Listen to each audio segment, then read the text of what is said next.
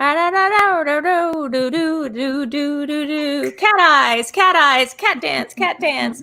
Hey guys, welcome to Cinema Bias with VideoDrew and Alex Mack. If you can't tell from our dancing, tonight we're going to be doing, obviously, Pulp Fiction. Oh yeah, the one with the fish. Yeah, that one, Under the Sea. This is Cinema Bias, a show where we force movies into each other's eyeballs that one of us hasn't seen before.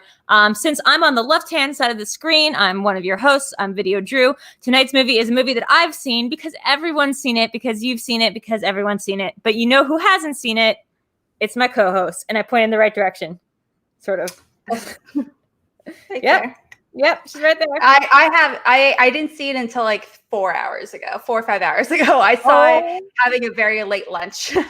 So it's very fresh up in the noggin. I've been so excited all day to get started with this. But before we get started, guys, so this is Cinema Bias. I just explained to you a little bit what it was. If you guys have any comments, questions, donations, feel free to send them via Streamlabs. It's on a little bit. It's down there a little bit. I just paint my nails, but it's streamlabs.com/VideoDrew. I do want to say, because I haven't been on air a lot, I've been pretty ill. I do want to say thank you. You know what? I'll even make the little screen a little bit bigger. Thank you. Thank you to everyone who helped me get to 1,000 subscribers. Oh my God, you guys are the best. Yay. Streamer noise. Excitement. If I hadn't been suffering from stomach fever, it's a thing. Then you know we probably would have had a celebration, and we will still have a celebration. Just right now, we're doing Cinema Bias, which in itself is a celebration. I will say, let's see, my producer Sean's in the background, just doing a little hands up thing. What? I will say that what will I say? I forgot. But, well, we're going to be diving into Pulp Fiction. Again, just like Drew said, I have never seen this before until earlier today. And so this is not only watching it was a very new experience. And, you know, we're just going to be diving into our personal biases when it comes to movies, why we watched it, why we didn't watch it, why I actively didn't watch it. That is a whole conversation in and of itself. It is. So, you know, I mean, there's a kind of a lot of things to really kind of dive into with, and I'm going to be acting, especially. Yeah. And I'll be acting sort of as the expert guide, but we'll sort of be walking Alex through this, you know, as the child, as the babe in the woods. But I think this is going to be a little bit different than most Cinema Biases, in which, you know, the expert sort of leads you through it, because I'm actually, all of us in the world who's watching this video probably has seen the movie Pulp Fiction. For once, I want to kind of flip the tables and have the teacher be the student of why you haven't seen Pulp Fiction, how you got this far in your life without having seen Pulp Fiction. How does one do that? I'm almost impressed. So we'll get into a little bit of that, but I guess, yeah. So first, what's your bias? What's your holdout on Pulp Fiction? I am really hit and miss when it comes to Quentin Tarantino. I didn't really come into his movies until a little bit later in life. I was around college age when I watched my first one, maybe it was high school when I watched like Kill Bill for the first time, probably. But yeah, I remember loving Kill Bill, and then I watched Death Proof, and I loved Death Proof, and I remember seeing Grindhouse and being confused, and I mean, Inglourious Basterds is fantastic. But this movie, I felt like growing up, I was surrounded by a lot of movie lovers that loved this movie, and as a result, I was constantly bombarded with all these facts about it. I was constantly told all these plot points about it. So going into this movie, so I was just one of those things where I'm like, I know the ending, I know the beginning, I know every little tidbit of information where I felt like I did, you know, so it kind of takes that out of the, you know, that kind of experience where you're kind of going into a movie wanting to watch something new, at least if it's a movie you've never seen for the first time. So I felt like, I was like, why would I watch a movie that I already know everything about? So, well, that's gonna be interesting to see how your bias proved correct or incorrect. I've been so excited. This is what I realized I've been so excited. Hi, Galagos. Hey, Gilberto Campa. Gilberto. Thank you for subscribing, Gilberto.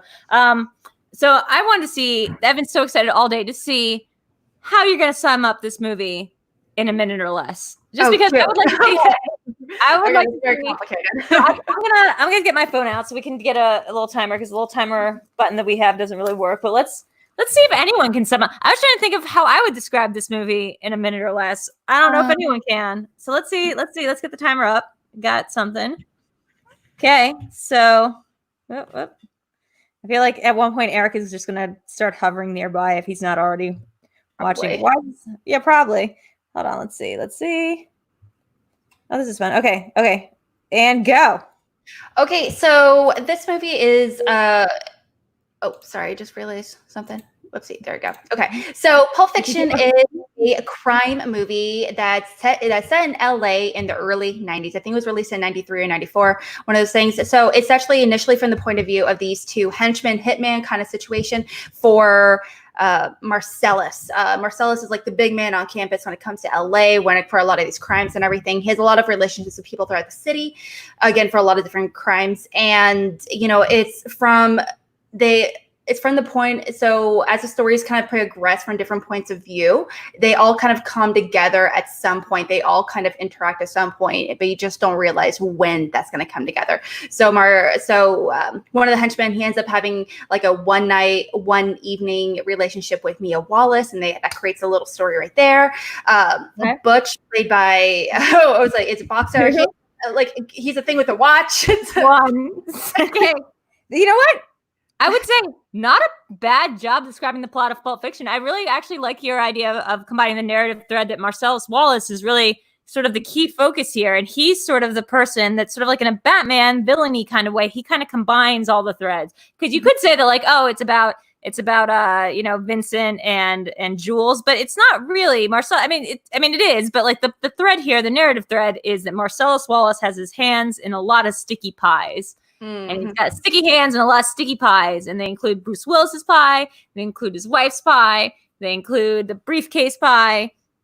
There's a lot of stuff going on. And you know what? I think because tonight's a special, a little bit different episode, because I think Pulp Fiction is such a famous movie, I think we can sort of forego the idea that we have to explain. We have to sit here and go, okay, and it opens up and there's honey bun and there's pumpkin and they sit there and they're discussing something. And then it turns out garçon means boy.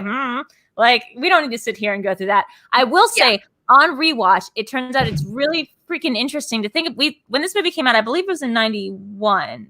Just so someone I thought Reservoir Dogs was the first maybe the first movie that came out in 91, and that makes more sense. So that's right. So this one, this 94. Yes, this is 94. Okay, yes, you got it. This is gonna be one of these fun Drew Fact nights where I'm like, maybe this sounds right. This won the Palme d'Or, I feel like, and I feel like this is one where he won the Palme d'Or and he gave everyone the middle finger for winning it. Yep, it was pretty amazing. Can you quiz me a little bit at the very end? Because I remember you had Jeff, had Snyder, and JT. You know what? For that, we're gonna call in the big guns, and we're gonna just a handful of questions, not all of it, but it'll be kind of okay. Cool. Yeah. Well, I mean, this is one question that I found really interesting. Do you know? Were you able to tell? Because they do something with the timey-wimey stuff, and it does get this big reputation. Pulp Fiction, I think, in a weird way, in a weird kind of unearned way, has a reputation as being narratively complex in a way that, like, when you think about it, there's only one chunk of the movie that takes place out of step in time with the rest of the movie. Mm-hmm. So are you able to tell what the last scene, like, narratively in the story is? I believe it was when Butch took his girlfriend on the motorcycle. Yep, that's correct. Yes, that is correct. That is correct. I'm trying to because I remember I can't remember anything after that specifically, but I remember how Butch that is dead. Yes. So we think of this movie as a very, like, I think especially when it came out, people were like, oh my God, like Rashomon, like this movie takes place in like all these, and it's all jarbly gook, like it was a Christopher Nolan film. And you're like, no, really, like the movie is constructed like linearly. And then there's one part at the end that just happens to take place like in the middle. Yeah, it's a cut and paste situation. Yeah, it's a cut and paste job. Yeah. So it involves basically Marcellus Wallace sending his two hitmen out to go get a briefcase. And what's in the briefcase is, there's been a lot of theories in the world about what's in the briefcase. I read a very, very there's like this Reddit, this really stupid subreddit that Eric told me about last night called like shitty movie details, which are just like movie details that aren't true. And there's one that just says that the what's in the briefcase is Quentin Tarantino's N-word pass that was given to him by Samuel Jackson. It's so beautiful. It's so beautiful. That's why everyone who likes it, that's why anytime like John Travolta is staring at the suitcase, he's just like, oh my God. I mean, I think this movie, so there's that. They have to get the suitcase. Yeah. Go ahead. Butch, he never sees a briefcase, does he? No, he never sees a briefcase. No, because he's a boxer. No, Bruce Willis never does. But I know. No. They have the brief. He sees it because they have it when they're delivering it to Marcellus and have their altercation, but they never open it. No. People have said it's Marcellus Wallace's soul, which has been like a theory. But yeah, I mean, like it doesn't really matter what it is. It doesn't really matter. It's a MacGuffin. It really doesn't matter what it is. No one actually actively. I don't want to say no one actively cares what it is. It's symbolic. It's whatever you need it to be. Yeah. You know, it's whatever Tim Roth. It's what Vincent and Jules. It's what they need to see at that moment. So honestly, I would probably it's a symbolic thing. It's not anything that's meant to be finite, if that makes sense. That's what I felt like watching it. Oh, okay. Its effect on people, at least, and how it's kind of tailored to the individual. Your Lucas just donated and said something very interesting, which is the link in the description is broken. So let me go fix that real quick. But why don't you tell us a little bit? Let's move on from the plot, because again, this is a movie that we all know the plot of. What were your favorite moments and characters, Alex, of this film? Dude, okay. There's some very iconic moments of this film. I wrote a lot of notes. Okay, let's start. I got a lot of notes. Act 1, scene 1. Anyway, boy. I have an entire section dedicated to favorite lines. Well, that's great. I mean, this is the kind of movie where the lines are very important. Well, this movie is, I think it's a movie that is really random. It's intensely random, and I appreciate that for what it's doing. Okay. Like a wax museum with a pulse. I was like, where did that come from? When he's describing like the 50s style restaurant, I thought that was cute. And I'll be down in 2 shakes of a lamb's tail by Mia Wallace. I thought that was cute. This is how people wish, like this is how Quentin Tarantino wishes people talked, which I appreciate. Yeah. I will say something real quick, which is, and this is just like a little fun moment, but I met Quentin Tarantino once. No big deal. I met him at a Django Unchained premiere, and I asked him something about like one scene. It was just like a quick little thing, and I was like, "Did this mean what it was supposed to mean?" I'm not going to get into the whole story of it, but he was like, "Yes, you caught that. Like that was a small moment." And he goes, "The extended version of this was this scene," and then he like cut into himself just doing a line reading. But it was like supposed to be between 2 black characters, and it was so N-word filled, and he was just screaming it at his own after party. Like doing a line reading of a scene that had been cut from his own movie. So God bless him. He can do whatever the hell he wants, I guess. But I was just sitting there at like the back of like number 6, just being like, oh, like this doesn't feel okay. Even if it's Quentin Tarantino, because we're like in the 2010s at least. And like, it's not okay that he's just screaming out the N-word at an after party.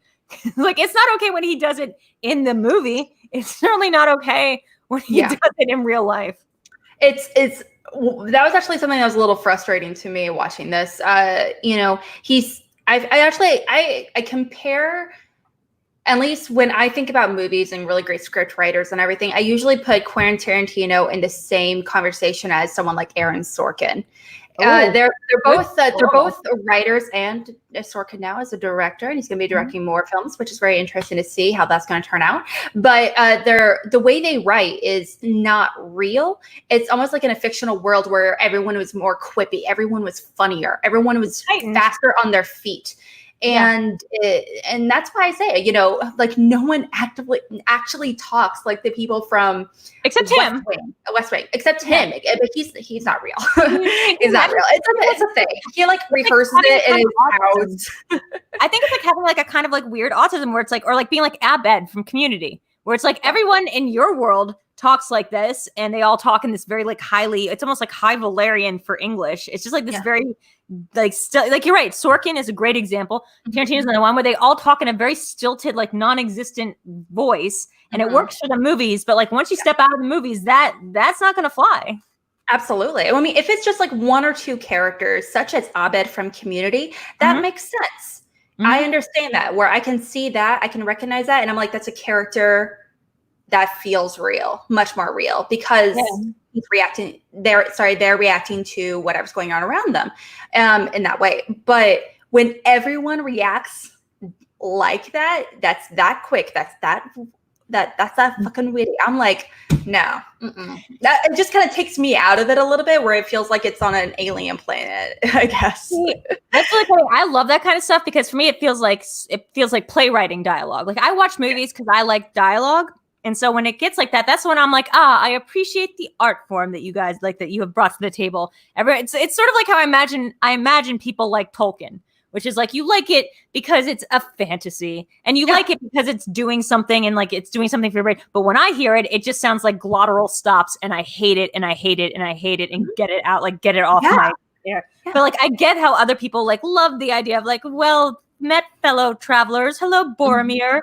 Welcome to our elven council. And I'm like, shove it down a pipe and make it go away. But like, I get how some people like it. And I get that like other people would not like Tarantino, Gilmore Girls, a bunch of like Sorkin, a bunch of like very quippy, fast paced. I'd put even like, Hudsucker Proxy, a couple of the Coen brothers on there as well. Yeah, absolutely. Yeah, but it just comes down to, like I was saying, a lot of writers have a very specific style to them, that it's very difficult to duplicate on such a grand scale, like these screenwriters have been able to do fantastically. But it's like, I honestly, I don't feel like they can almost write about normal people, if that makes sense. Of course, you can't write about normal people. Like, I just don't know normal people. Like, can Aaron Sorkin or Tarantino like be your chill, like Joe Schmo neighbor in suburbia? Like, I can't picture that in the slightest. No, but I'm trying. He can tell you, that's the sign that says no N-word storage, and everyone in the audience can be like, "That's not okay." Did you need that line there? Did you need that line there? Did that make the movie? Is that what won the Palme d'Or? Was making sure that you, as the director, got a line in where you talked about that phrase being on a. I'll say, but that's something I do kind of want to go into. And I did. Ferris kind of mentions about my headset being crooked. Thing is, my ears are really lopsided. Like if you look at that, they're like this. So that's why. Just giving you a heads up there. But they are. I kind of discovered watching this. I'm like,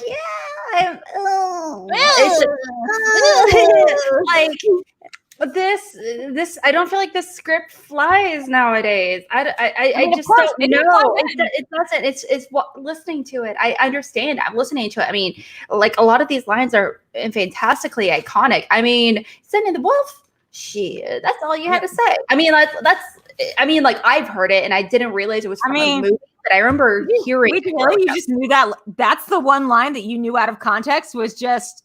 That was one I remember hearing a lot, like even as a kid. Not El Royale with cheese. I mean, I heard that like later on, but like I remember hearing like when I was like 8, hearing the Sending the Wolf one. I feel like that's what I always forget happens. Every time it shows up, I'm like, Harvey Keitel. Harvey Keitel's in this movie. Mace Keitel. I'm not gonna lie, I love Mace Keitel. He is a gorgeous human being. On rewatch, I will say, just jumping back for like the actor characters thing for a bit, because we're at 18 minutes and we're flying through this stuff here. So I want to make sure we savor this like a $5 milkshake. I want to make sure that we're savoring this. Every time I watch that now, I'm always like $5. I wish.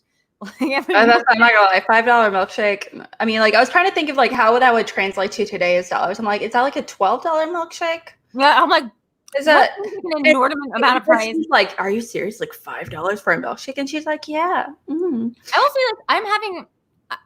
There's so much that I feel about this movie on retrospect. We can dive into the N-word debate. I mean, I almost feel like let's put that aside if we can, because like, the things about Tarantino are well known. Like his issues with saying that, or how he thinks he gets a pass for saying certain words. Why he needed to be the guy who said that. That's its own thing. I want to like kind of review this movie as someone who's never seen it before. I'm pointing to you as someone who's never seen it before, without the context for the N-word stuff. I mean, what do you think of something like John Travolta's character or performance in this movie? Because this was a big thing about him, was that he had this big fall in his career, and he was like had not been doing anything for a while, and this was his comeback story. This has become like this like metaphor or like an analogy for like what happens in your career. Like if you get a good director to come and like redo your career for you, you get like John Travolta in Pulp Fiction. I do think it's one of those cases where Quentin Tarantino I'm going to be diving into Travolta specifically though, but Quentin Tarantino, what's something he's really excellent at is casting. I feel like he is amazing when it comes to casting. Now, that being said, he does cast like the same 30 actors and just recycles them for different roles. But at the same time, I look at some of these characters and I'm like, that is so them. It feels so right. And that's the thing. I was watching it, I understood that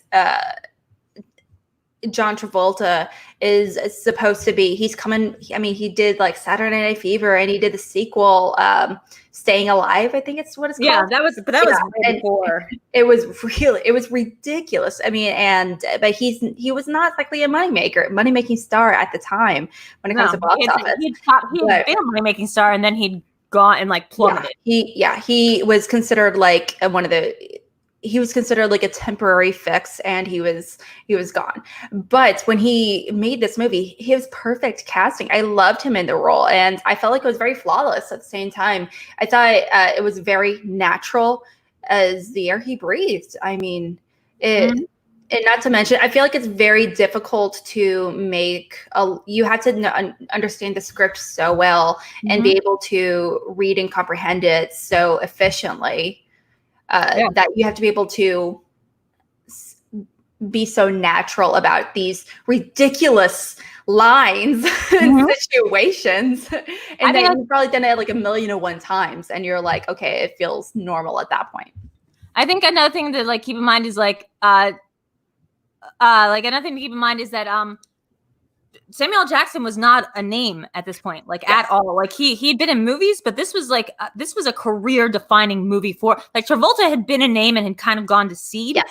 And Samuel L. Jackson, this is like when they do that thing from Mrs. Marvel. No, Drew, come on, she's Captain. Give her the respect she deserves. From Captain Marvel, when they did the de-aging stuff, like that is basically the age they're trying to make Samuel L. Jackson.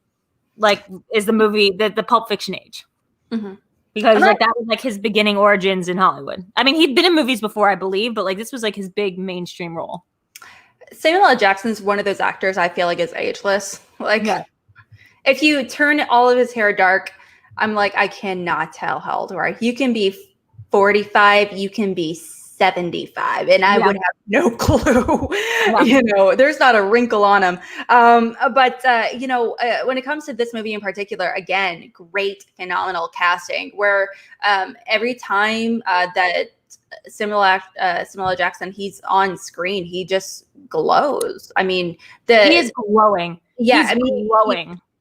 He's not only obviously a very attractive man, but it's also at the same time, he says, what he's saying, his character in particular requires a very certain level of confidence. My God. A certain, I can't find the word I'm looking for. Quentin Tarantino, help me. Give me the word. He's in a certain kind of ballsiness, maybe like a certain kind of macher is like the Yiddish word, but like it takes a certain sort of like, I mean, okay, so I do want to ask you, like having never seen the movie before, what was it like to come in and watch that, big Kahuna burger, tasty Sprite, like fucking Jesus moment? What was that like to watch him, recite the Bible, that whole scene in the room with Brad? I feel like his name is not Brad, but it's Frank Whaley, but I can't remember his character's name for some reason. But what was that like? I mean, watching it was really cool to see actually in its complete, because I've heard specific lines and everything, but actually hearing it like hearing Jules, like his monologue, essentially, I was like, damn, this is really nice. Like, Yeah, like maybe maybe it's just I didn't realize how much of a fan I was of Jackson, but I was like, damn, can I just hear a monologue for a long while? And not to mention, again, he's glowing. The light is on him. He's saying all these wonderful, these beautiful lines. And he just took a big old chomp out of that beautiful cheeseburger, which I was craving earlier. Yeah, that tasty cheeseburger. He's like, and that's Sprite. Well, and here's another thing is like, I think that it's interesting, this movie, as Tarantino movies do, and if you'd seen Reservoir Dogs, maybe you'd gotten a hint of this, but there are like, there's not a clear-cut hero of this movie. Jules, obviously, probably being the closest thing we have to one, but Vincent goes through this arc of being like, he's like our protagonist, and like, look, he's, you know, him and Uma and Mia, you know, like, that's like a thing, to being like, oh no, wait, like, he's the bad guy in the Butch story, you know, the sort of development and like his big death, like it's sort of this, it's almost like a non-beat in someone else's life story, which is an interesting like little moment, because then when you go back and rewind and you have to get reinvested in him as a character for the last bit, it's sort of like you almost, I feel like you come back to him as like, oh, he's the bad guy. So he's acting like more of an asshole in that second last final bit where he's like not being grateful. The wolf is at the door. That's a cool way to phrase it, Drew. Thank you. No problem. But like, you know, he's not grateful for the wolf. He's not taking the note that he should be quitting the job. Like, you know, he's not, it's almost like his character's evolution is almost very like, I keep going back to the phrase Rashomon, but it's not really applicable here. Yeah. But it almost is Rashomon-esque, because his character, once viewed from the lens of he is the bad guy in someone else's story, becomes like a worse character. I mean, that makes sense. Absolutely. I also kind of thought of him as almost like some people, when they are in these very, very high stressful, difficult situations, some people are much calmer and they're able to kind of reflect and troubleshoot effectively. Some people freak out and get angry. Essentially, and they take out their violence in other ways. Sometimes it's verbal, sometimes it's physical. And I felt like, you know, between Jules and Vincent, they were on opposite ends of the spectrum of how they are able to take in the situation. You know, the situation was like that was clearly that was Vincent's fault. He blew a guy's head off. Like absolutely, he should be complaining about what to do in the situation. It's not even his friend's house. Well, that's the thing. That's the reason why I honestly think he hasn't really fully understood what happened. For him, this is just a mess to clean up. He didn't kill anyone. This is just like, ugh. It's like, oh, I got another thing to do the day before I go home. So I do want to say thank you. Thank you for your donation, Weston. Good chat, ladies. This movie is rightfully polarizing, but maybe it will. And then ... because my Shemobs went offline for a second, but hold on and I will bring it back. But thank you for your donation. I definitely have it. No, I think it's like I think it's interesting. I feel like it's interesting to have like a lady chat about this movie, because I just want to talk about like how rude, like I want to talk about like how rude I think Vince is as a character in that latter half of the film, specifically because I think he was trying a Rashomon thing of being like, well, you saw him as the good guy when he's saving like Uma Thurman's life. And you saw him like, even though he's like not quite a good guy, what kind of good guy carries around baggies of heroin? That's not even how you carry around heroin. You carry around heroin. Well, he didn't. Well, he didn't. Well, he said he wasn't the one that bagged that heroin. You know, it's a dealer. But not only that, but rewatching that, we actually had a moment where in the beginning he goes, and it's so what a great piece of stunt casting to do Marty McFly Jr. almost Marty McFly there, Eric Stoltz as the drug dealer, another guy who had like his career had gone south and he had been in nothing. So like just give him really long scraggly hair and make him a heroin dealer, like just perfect, like mwah. But he does have a line in that beginning where he goes, "I'm out of balloons. Do you want a baggie?"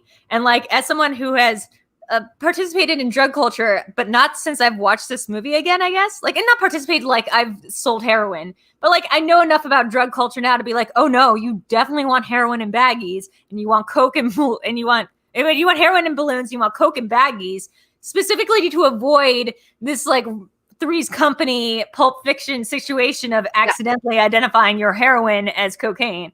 I feel like this movie did do a smart thing. You know, this movie served as a PSA for anybody growing up that they were like, "Are you sure that's not heroin?" anytime you do cocaine. I'm not sure if that was all kids or just me in college, but yeah. I'm not gonna lie, I would not know. I would have never picked up on that. But I mean, also kind of bouncing off of that, it was something that was kind of interesting to me.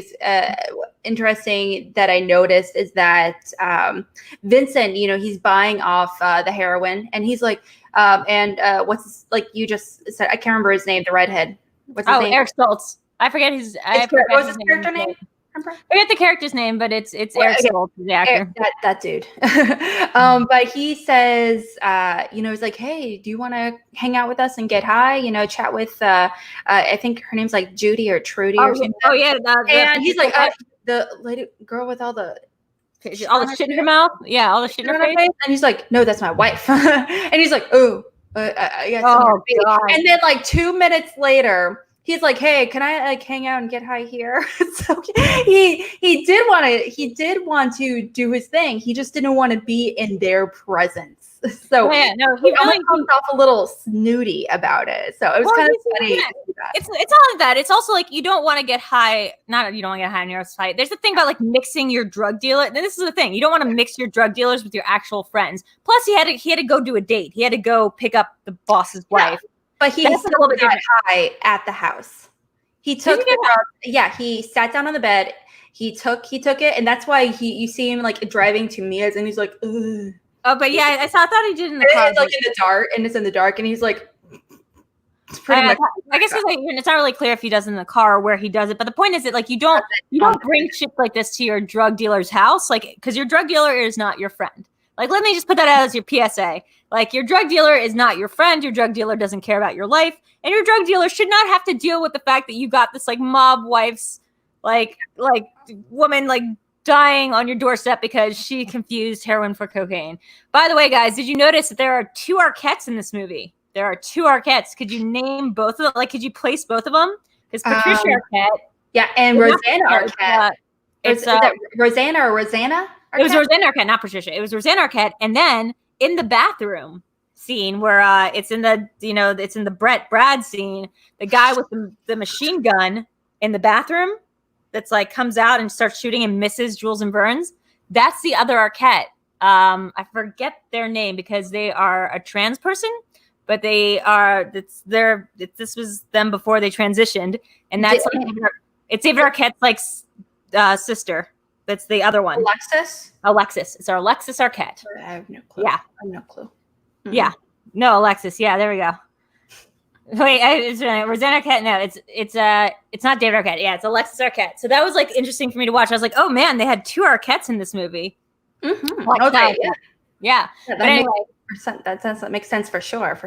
Yeah. But I just like thought that was interesting because I didn't know that, but I got Patricia, and then Eric was like, that's Alexa or Alexis. Mm-hmm. Yeah. Anyway. Well, okay, so I do know something I thought was kind of funny is like, again, more foot references. There's so many foot references. Oh my God, how many foot references does he have? Yeah, I didn't realize there's like a full-on like aggressive foot massage conversation comparing oral sex to a foot massage. So I was just like, oh, they're doing that, but I'm not surprised because it's it's Tarantino. This is not Tarantino, but Tarantino now I expect it, but I didn't like. I don't know. Going into like I wasn't expecting that. I was expecting like a lot of like foot shots at feet and like everything, which there was. There was.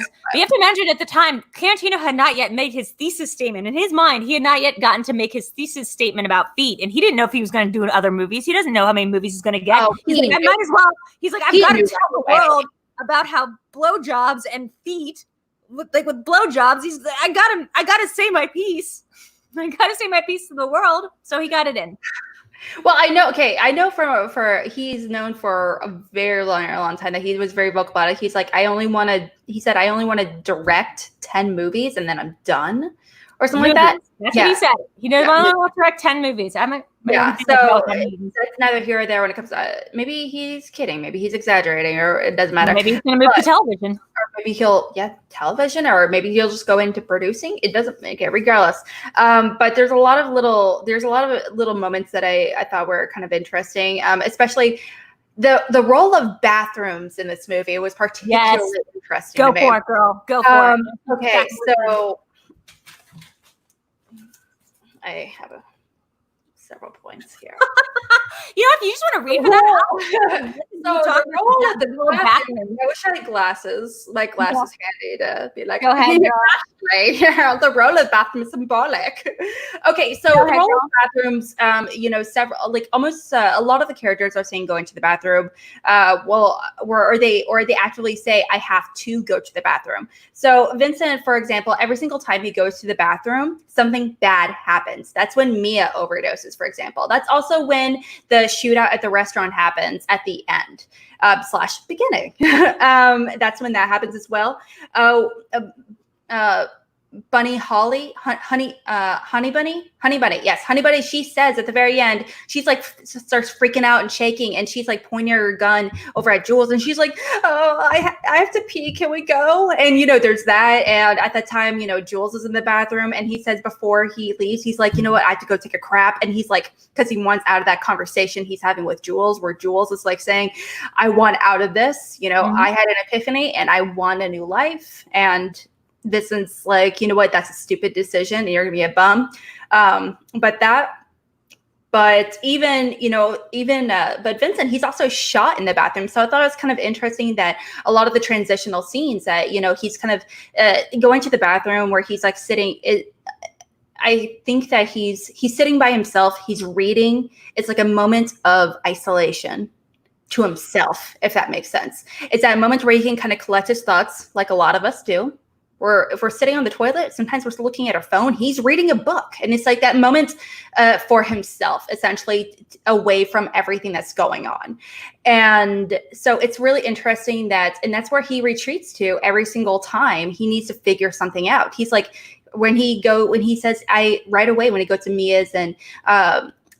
Mia's house, he's like, you know what, I'll take a drink, but I'm gonna go to the bathroom real quick, because he's rehearsing what to do. Essentially. So the bathroom is definitely a place of comfort where he can figure some things out. So with him being shot at the very end, with his body being in the tub, in the bathroom, I thought it was a very poetic way for him to die, essentially, of all places for that to happen.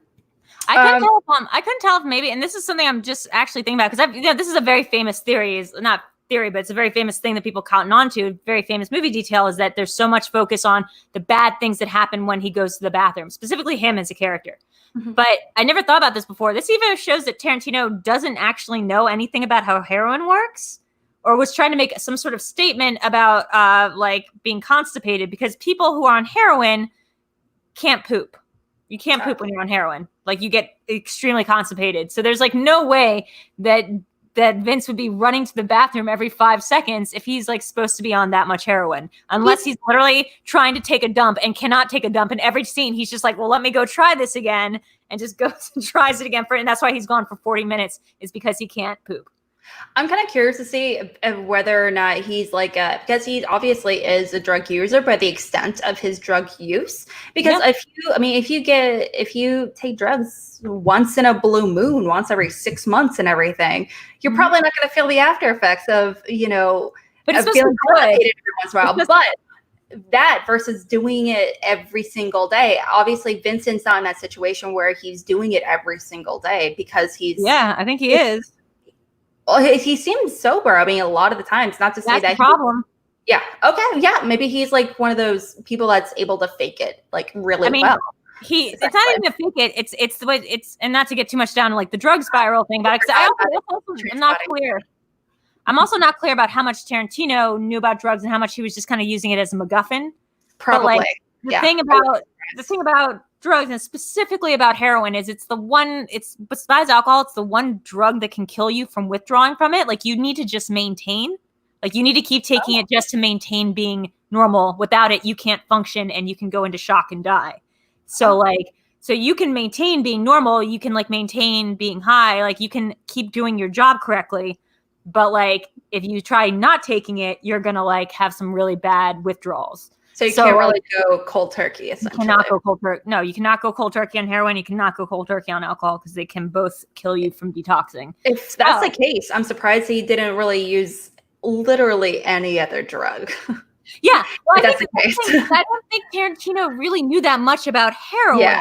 I think he thought heroin is cool, and then he thought heroin's like kind of like cocaine, man. They both the 90s. Yeah, the 90s. Heroin looks like cocaine. The idea of a hitman being constantly doping himself and shooting himself up in the needle with heroin, like the idea of a junkie, like that's a whole other movie. A junkie hitman is like a terrible idea. You have a guy who'd be nodding out like during hits. Like you have a guy who literally is Vincent Vega and like off taking shits or trying to take a shit during like the main point of trying to do a hit. Like a junkie, like me and Eric were talking about, the only thing that we can come up with is that this happened while the 3 years that he was gone in Amsterdam, that he became a junkie. And that's why Marcellus Wallace doesn't actually know that he's a junkie. And he never would have let his wife go out with a junkie. And like, this is kind of on the DL. So this is something that he got a bad habit in Amsterdam and now he's just trying to maintain it.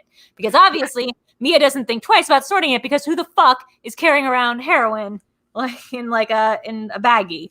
Like, Vince is an anomaly. And I'm not sure how much like this is supposed to be a statement on heroin users or how much he was just like a cool idea. And he really wanted that scene where, and it's a great scene. It's an iconic movie scene. But I just wonder how much he just wanted that scene in and then had to work around this idea of like Vince being a habitual like heroin user, which is a much larger implication for the entire movie that we're talking about. That's kind of terrifying, but it makes complete sense. I think it was mentioned that he was in Amsterdam for 3 years, and that's when he came back, and that's why he was that little conversation in the beginning, talking about his everything, that's, what do they call it, cheeseburger, like a quarter pounder with cheese and Paris, and the metric system and all that stuff. The big brown bread. Yeah, I mean, just all those like little moments I'm referencing. So honestly, that makes complete sense. What do you think about the potbelly moment? Now, every time I talk to a girl about Pulp Fiction, they want to talk about like the one scene, which is Bruce Willis and his girlfriend talking in bed about what it would be like to be a woman with a giant potbelly. It's kind of funny because I feel like this is a conversation that every couple has had. Yeah. Every couple. Like, oh, like what was I? What if I was ugly? Like, what if I gained so many pounds and like just a few days, or like what if this or that or whatever it may be. Everyone has those conversations with their partners, especially like they're having an intimate moment, they're kind of warming up to each other, they're about to have sex and run away, start a life. Yeah, I mean, they're about to have sex, but it's just they're just like like snuggling essentially, and a little bit being cutesy together in bed. So it was like, but I know I've had that conversation with Lucas where I was like, what if I decided to never go to the gym again? Yeah, things like that. Would you still love me? Well, I mean, for her, it's like less like, what if I became ugly? And she's like, I like it. It's very like, I think it's, again, like kind of like the feet thing. It's very fetishistic. It's not something like I think a normal woman would say, except maybe like in a very like, I don't know. Like, I feel like the idea, she's like, I want a pot belly. And like, wouldn't I be beautiful? It's like something that a man would imagine a French woman saying. But I don't imagine many French women just going around being like, I want a pot. I want a pot belly. Nowadays, like, the dad bod is a thing. Just dad bod. So, I mean, yeah, let's get into it. That's a conversation. That's like a whole, like, I don't even like to say trend, because I remember there was like it was a Seth Rogen. I almost said Seth MacFarlane. That's a different guy entirely. But Seth Rogen, he was trending for a bit because they caught like a few pictures of him on the beach, and everyone was like, yeah, he has like the best beach bod. Yeah. And suddenly like the whole dad bod is a thing. And I'm like, one, why are we calling it dad bod? Because that sounds really gross. Yeah. It's like my dad. I call it daddy bod. Like, ew. Like that's even worse. The whole. I know. I'm saying that freaks me out. I'm like, I'm saying, looking at Sean in the comment, like looking at Sean down, like that's so gross. What I think is really funny though is, well, what did you think of the whole? Let's get into it. Let's get into like the part of Pulp Fiction that makes us all just a little bit uncomfortable, which is, what did you think of that whole Bruce Willis section? What did you think of the whole GIMP thing? What GIMP thing? Oh gosh, Alex, did you not make it to the end of this Yes, no, I watched the whole thing. Wait, what's a GIMP? I don't know. What's a GIMP? Guys. I don't know. Oh, God. Please donate to the comments. Go to streamlive.com. Okay, so what happened? Somebody please explain to Alex. No, don't. Okay. Are you okay? Use some There we go. There we go. Oh, okay. I didn't realize that was like the official name for. Sorry, I'm all red again. Oh, okay. I'm gonna cry. The amount of tears I've shed for you, Drew, is obnoxious. Okay, so I have a huge problem with this. Oh, yeah, okay, there we go. That's the better kind of reaction rather than the one where I have to explain what a GIMP is. Huge problem. Okay, one. Okay, so I'm kind of perplexed. Are they trying to tackle the idea of toxic masculinity by not only the horrible sexual assault of Marcellus's character, and as if he's supposed to get over it, and the next scene he's just like, it's neither here or there. We're just gonna never talk about it again. That's kind of troublesome to me, but how casual they are about it, as well as they're tying in the rape to the racism as well. Because these are two. I mean, they had the Confederate flags, and they're racist. Shouted it. They shouted the N-word at him, and so it's also very conflicting to me because they're saying the N-word just as aggressively as like a lot of the other characters that Tarantino has been shouting the N-word. That are supposed to be friends, and the way they talk about it, they say the same words, they say it the same way, so that feels a little conflicting to me. But also, but as if like this idea, like they what's his face? He's all in leather. Oh, the GIMP. That's the GIMP. Oh, that's the. I didn't realize that was a name. Okay. The day that Alex realizes what it means to have a thing in your mouth and be all leather. I understood there was like. I mean, I didn't realize there was like medical terms for it. I don't know, but I don't like the idea that they're associating the community within that, tying it directly to this horrible sexual assault and rape of these two people, as if they're saying, oh, you'll enjoy it later like I did. I feel like that's really bad. They're kind of throwing it away, and that's not a topic you can just casually bring up. They could have easily just beaten them to a pulp and get the same effect, or they could anything along those lines. And so what you're saying is like to make it a fetishistic sex thing, and to make it a gay sex thing, and then to make it a gay racist sex thing seemed like unnecessary when they could have put when the same effect could be achieved by putting Marcellus Wallace. Because here's what they needed to do to make the plot work. They needed to put Marcellus and Wallace in enough, not just danger. It can't just be that Butch saved his wife. It had to be enough humiliating danger. Yes. That Butch needed to keep his secret and get out of town. And so for that reason, I do think it needs to be something. It did probably need to be something that was on the line of a sexual assault, because it works as this huge punch shocker to the gut, because until then, Marcellus Wallace is this immutable. He's the kingpin. Like you said, he is the reason these characters are all threaded. To then see him like degraded to that fact, and then to see Butch have that turnaround and be like, this is how he saves himself, but also how he saves someone else's life, because no one should have to stand for this humiliation.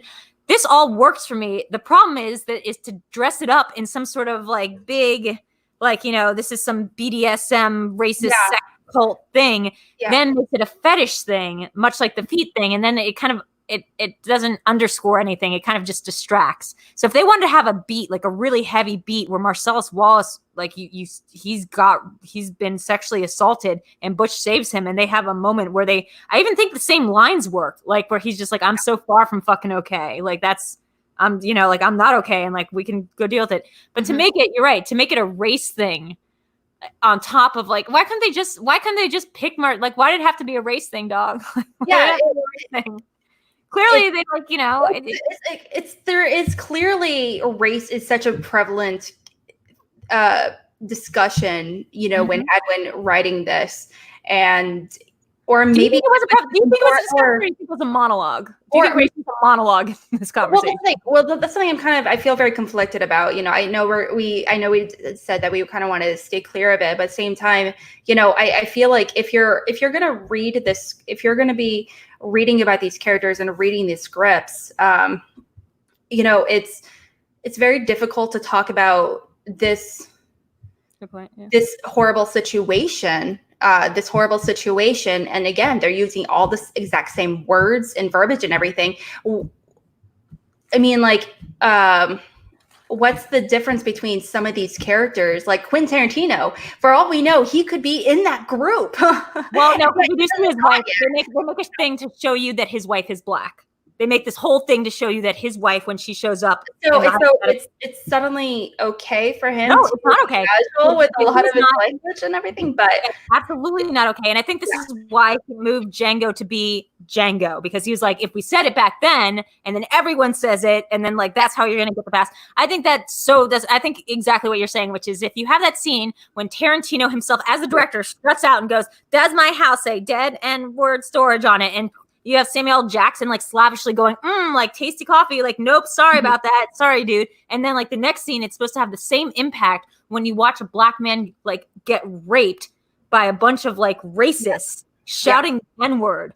And you're like, well, I don't know like how like effective of like an oomph card this is supposed to be, considering the director of the movie just came out and shouted that same line like it's Samuel L. Jackson. Yeah, it was just kind of troublesome to me. Again, I understand. I absolutely, that makes complete sense that you said, you know, he's like you said, he's the big man on campus. You know, when it comes to LA, you know, he is the boss out there in LA. I think you needed him to be, in order for humiliated. Yes, absolutely. He needs to be humiliated to a certain extent, but I don't know. It just felt to me as a first-time viewer, though, if you're going to bring in assaults like that, there has to be a solid reason, and then that didn't seem like a good enough reason to use it. Yeah, makes sense. And this actually goes to a good question, which is, does this hold up? Like, let's just talk about this specific part. Does this hold up? And I think we can both say uniformly, like, and I think you having seen this movie for the very first time, you are the perfect person to answer this question. Does this scene hold up? Does a lot of this hold up? No. No, it doesn't. I watched this movie for the first time today, and I'm glad I watched it. I hope to never watch it again. Wow. It's like, I understand, again, it's not so much it makes me so uncomfortable. It's just that I can watch individual scenes at a time, but strung together, it just there's a lot of it that a lot of the language felt unnecessary. And again, it's like kind of like Sorkin. It's like very flowery. And I understand that it's incredibly wordy. Everyone's quippy and fast talking. I understand. Sorkin would never use the N-word like this, or shit things before, but sure, Sorkin would never put himself walking past someone in the movie and just like shouting the N-word though. Yeah. Give Sorkin a little bit of credit. I'm sure Sorkin has his own word vomit, essentially, that we just so haven't realized yet. I don't know. Well, there was an episode of the newsroom where he definitely puts the onus on date rape on the women. That was the whole other thing. I'm just saying, let's give Sorkin some credit. He never did this. Yes, no, absolutely. For sure, that makes sense. Like I said, you know, this is a movie that was just very difficult for me to watch in its entirety because a lot of it just felt so unnecessary. It's a movie made of random stories that eventually come together, and these like random cool quippy lines and things like that, and these interesting individual characters, but all together it's these moments, those seemingly random moments, it just didn't do it for me. I don't know what to tell you. You know what's funny is also, I never thought about this, but to Ryan's comment, which is the Bonnie situation. That's when we get Tarantino saying the N-word, and if you notice, that comes after, because of it doesn't linearly, narratively, like in the world of the story, that comes before the Marcellus Wallace rape. Yes. But as we're watching it, it comes after. So I think there's a reason that hits particularly hard. That N-word hits particularly hard as Tarantino doing it. And it's because we've already watched the rape of Marcellus Wallace, and we've already seen how that word can be used in hate. And so to them watch Quentin Tarantino just strut out and like start throwing it around feels very bad. And I like wonder why he did that. Like I wonder why. I wonder if maybe I don't know a lot about the details about making Pulp Fiction. Maybe he shot it sequentially and he thought it was going to land softer. But like it's not cool.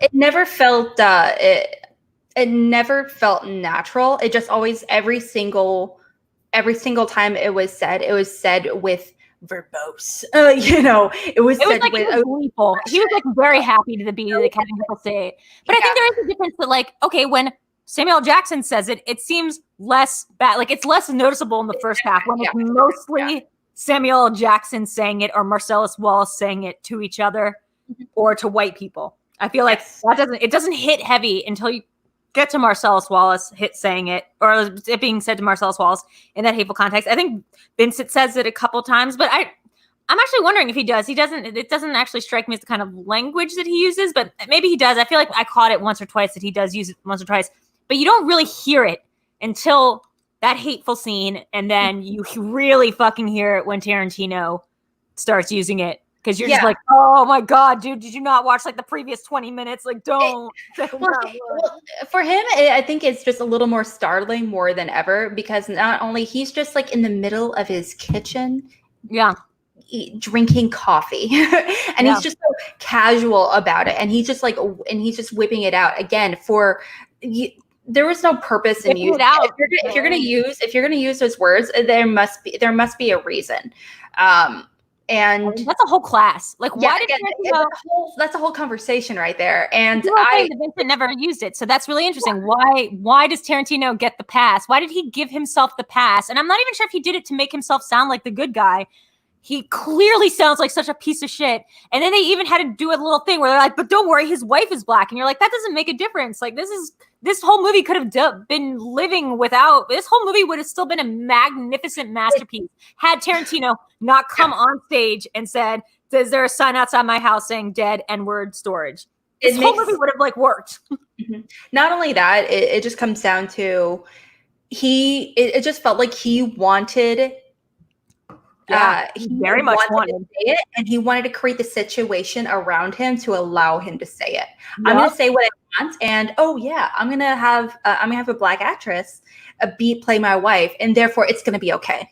Again, I'm going back to that part. So it's going to be okay now. I would come up with more fan theories about like maybe he wanted to be portrayed as a bad guy, blah blah. But I'm just going back to that like cast party for Django, and I'm back in that body of like somebody standing in front of like, a movie god, like a movie hero, somebody who's just told me that like my theory about his film was correct and I had a good eye. He said something like I had a good eye for catching that scene, and then just spontaneously burst into an N-word filled rant to tell me about the deleted scene that was about these two characters that I had managed to like catch a passing glance of.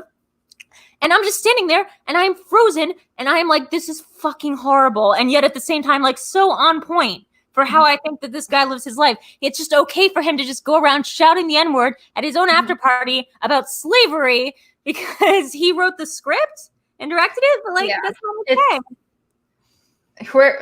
The movie we have about empowerment of an African slave is written and directed by a white man, a very well-known white man, but that's a whole conversation right there because there's a bunch of movies where that's the case. Oh my god! I'm with Lucas when I say this. I'm totally fine never seeing Django again. I saw that in theaters. I cried and I was like, never again. That made me just so uncomfortable. Can I tell you something? I think this movie has a place the way that like a lot of movies have a place in culture. Yes. I think this movie is out. I think it is out of step a little bit with reality because it's not like this isn't like Gone with the Wind or something where you can contextualize it in the sign of the time. Oh, it was okay to say the N-word back in the 50s or the 60s or whenever the hell like they want to be doing the sock hop in the Steve Buscemi scene. This movie took place in 1994. It was not okay to say the N-word in 1994. Yeah. It wasn't like the R word. It wasn't like another like other words that we have now since made not okay.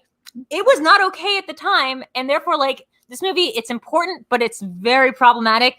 And because of certain other elements in it, I had to fast forward through the GIMP stuff. I could not watch it. I just don't want to have those images in my mind. For I don't like torture porn for very specific reasons. I couldn't watch the stuff with the needles.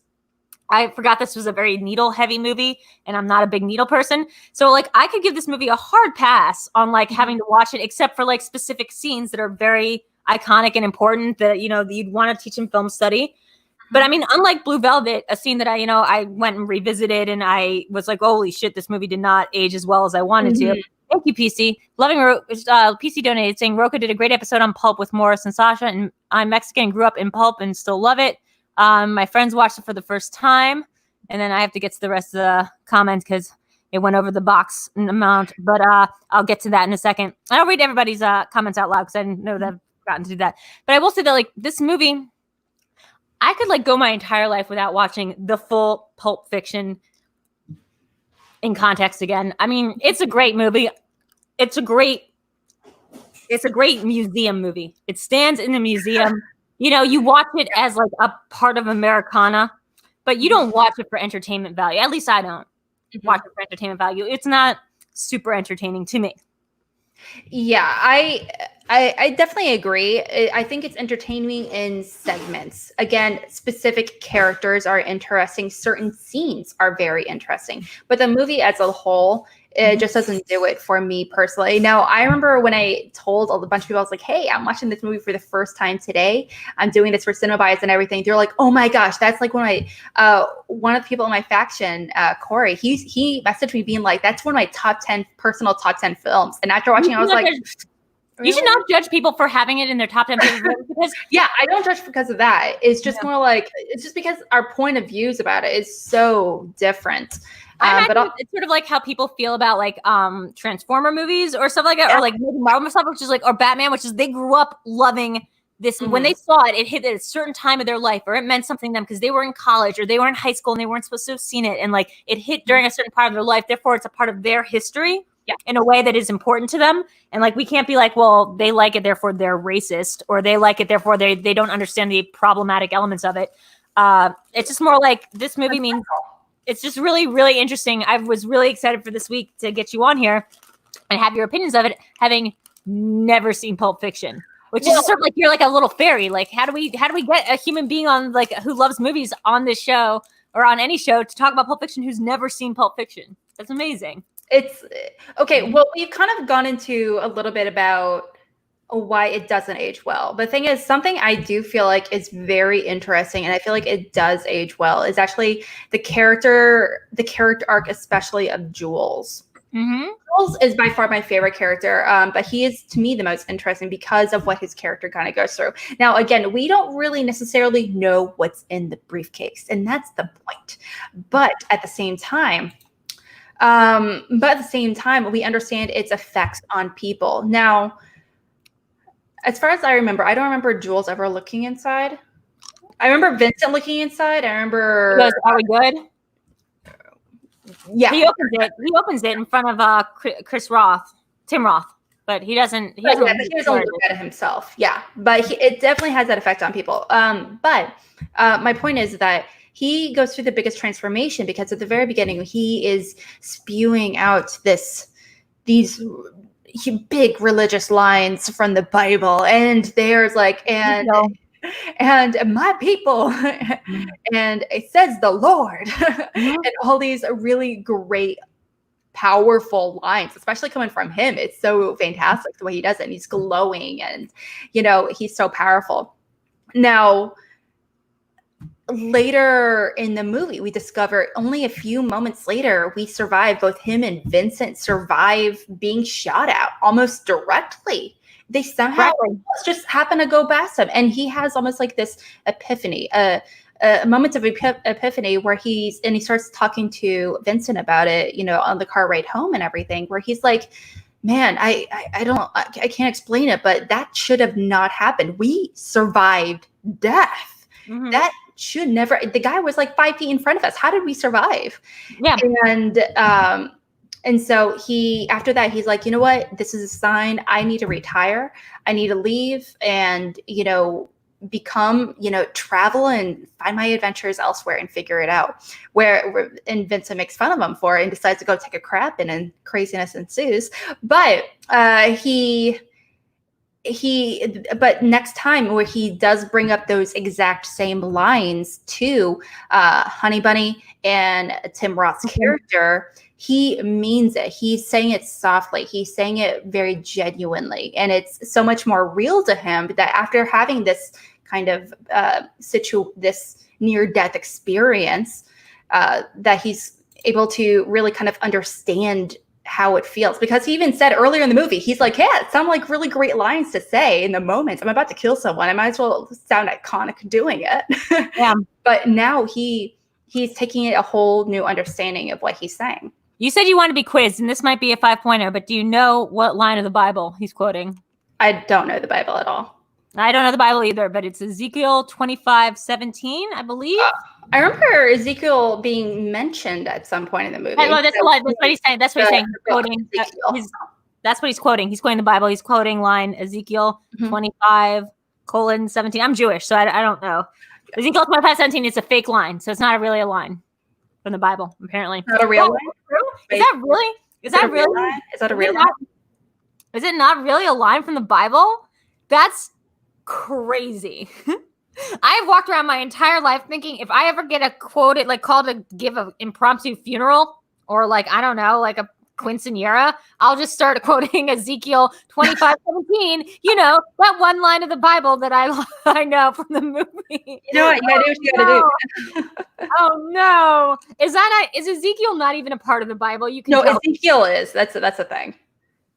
There was a man named Ezekiel. He lived. The part of the Bible with the gifts in it. I just. Ezekiel's definitely a book. Oh man. Okay. Oh no. It's definitely 25:17, but it was definitely wrong. And it's Tarantino, so I wouldn't be surprised if he did exactly fact check. So there is a 25:17, but it's just a fake line.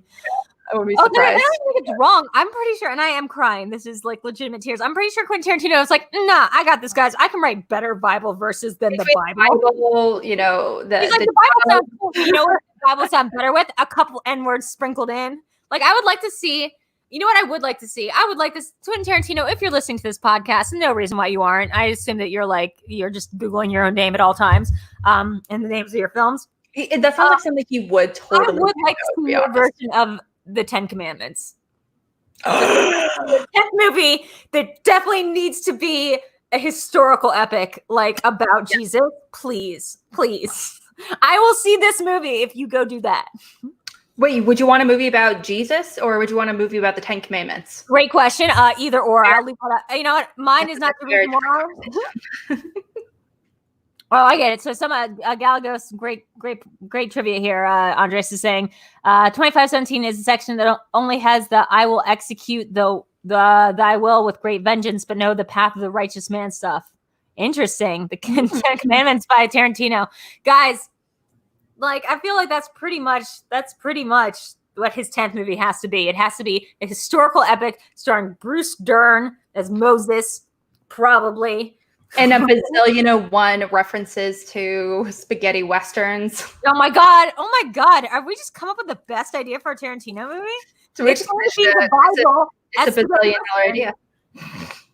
Oh my god! This actually, I know that this whole thing has been sort of why Tarantino is problematic and why we don't like him, but I'm getting so hyped for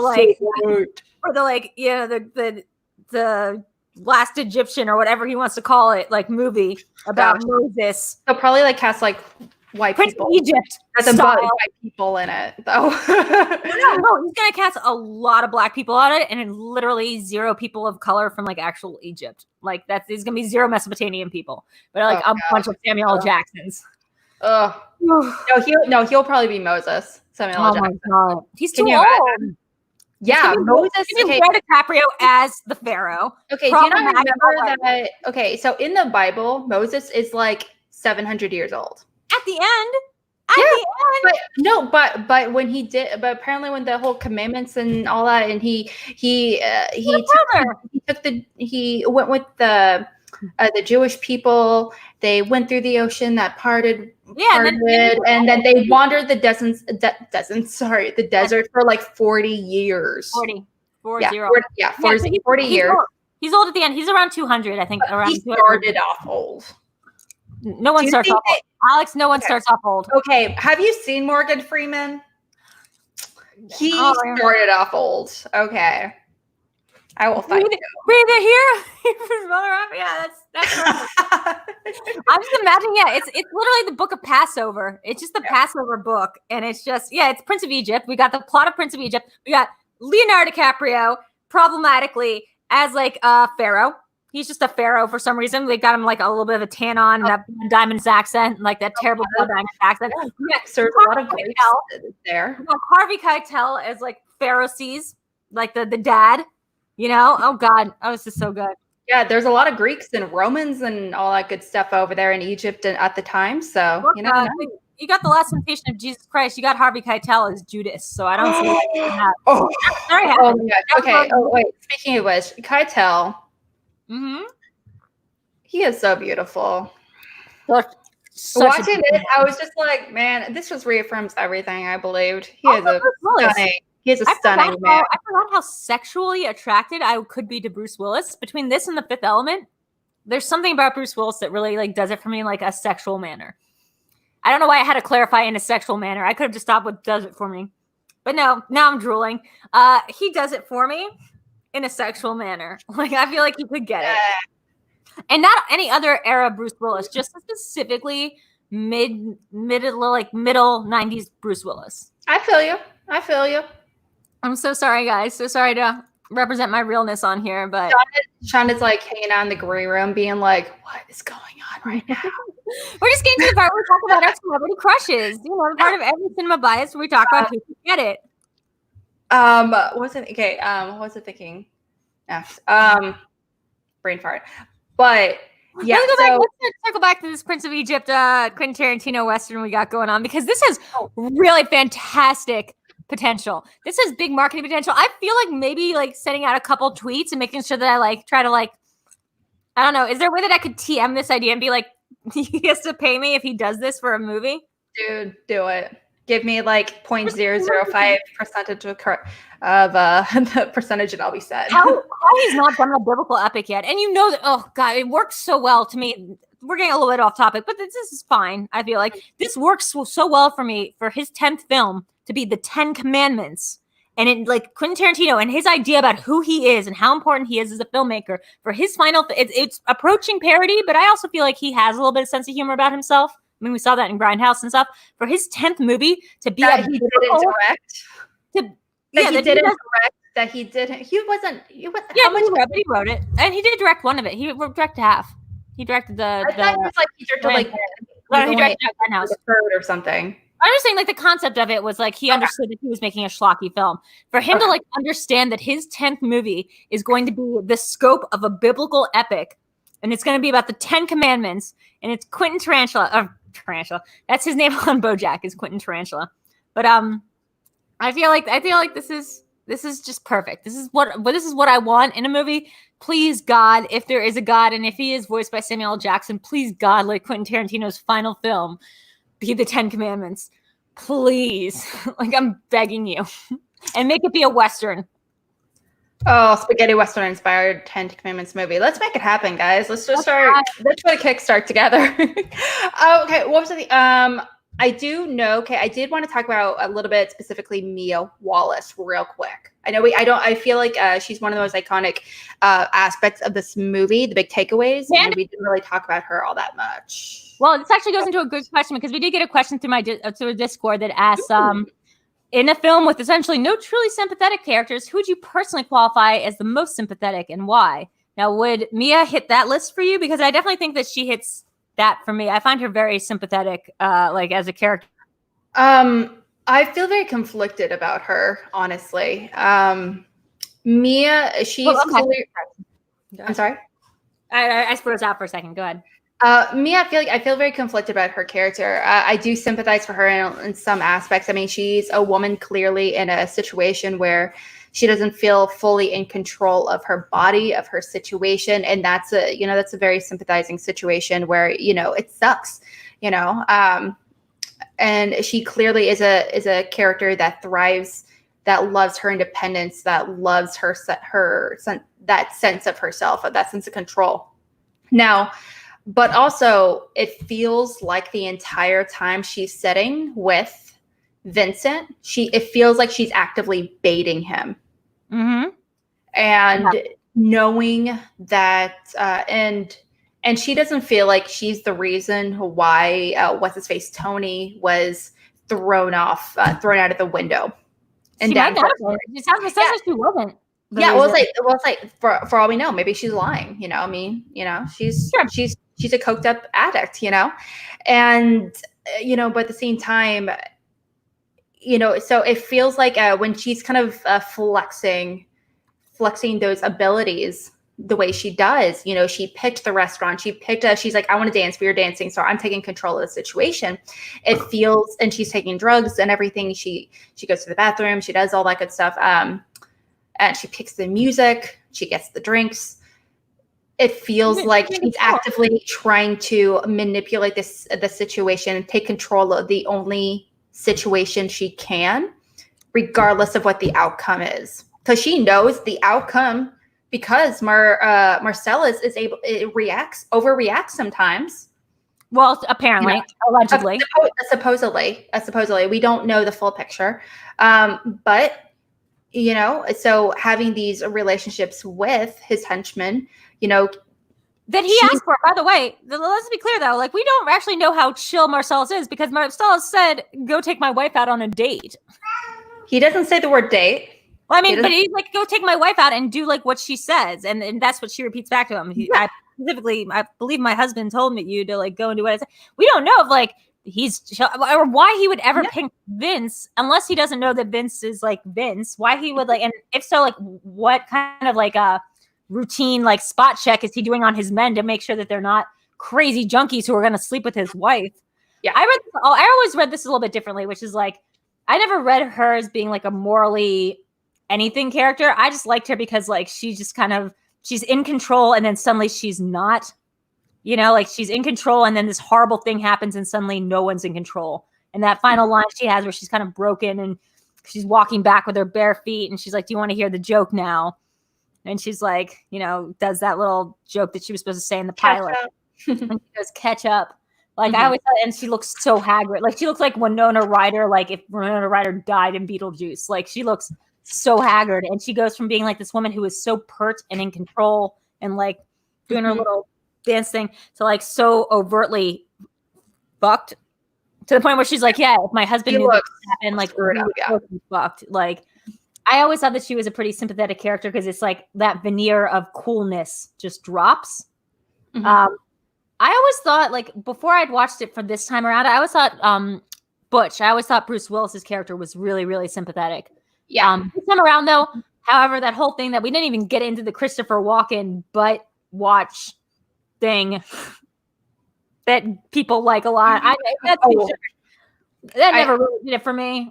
I thought that was actually kind of funny that Christopher Walken, because honestly, reading into the way he talked about it, I thought he was in a romantic relationship with his dad. That's why I read into it. And he's like, I have a relationship with your father, that if something happened to me. Gotcha. Yeah. So if something happened to me, he would be visiting my son. But unfortunately, we were together for so long. And he passed. I am here having this conversation with you. Cat, chill. My cat is like pawing at me for attention. But that's the way I kind of took it a little bit. And he's like, but also it's the 50s, you know, it's being gay is not only like it's considered an illness at the time, but especially being an officer in the military, like that's something you even remotely consider. Well, they were in Hanoi prison together, which if you know anything about in Vietnam, that's what John McCain was in. That's like being trapped in those little mud huts. Like whether or not it was a sexual relationship, I never considered that, but it was definitely like a very intimate relationship. And that scene is always played up for laughs. Like, oh, when you get to the reveal, it's that he kept a watch up his butt, and it's like, LOL.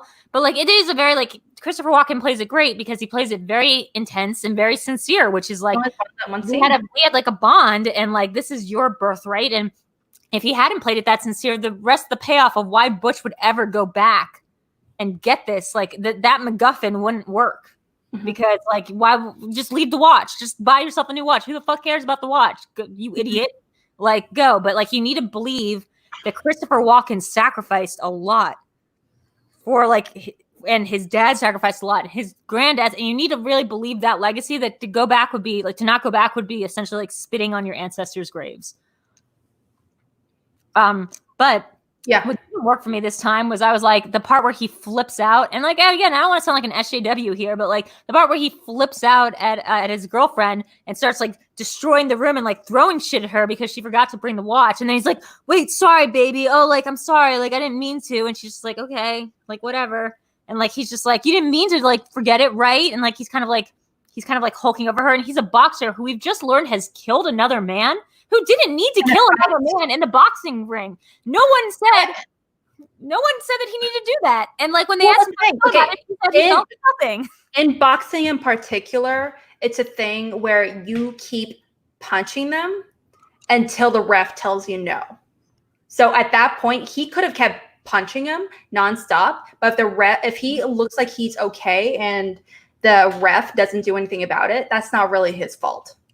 And so there's a lot of. I'm not saying whose fault it is. I'm saying when he was asked, "How do you feel about the fact the guy died?" He said, "I don't feel very bad about it." Yeah, I mean, like, it is very conflicting, but also given his relationship with Marcellus, it makes me kind of curious about, if the other boxer is, is involved in crime at all. Like, I wonder what else this guy has done for Marcellus Wallace. Like a guy like that seems like muscle. Yeah, a guy like that probably. And I felt bad because watching this, I'm like, clearly Bruce Willis is not a boxer.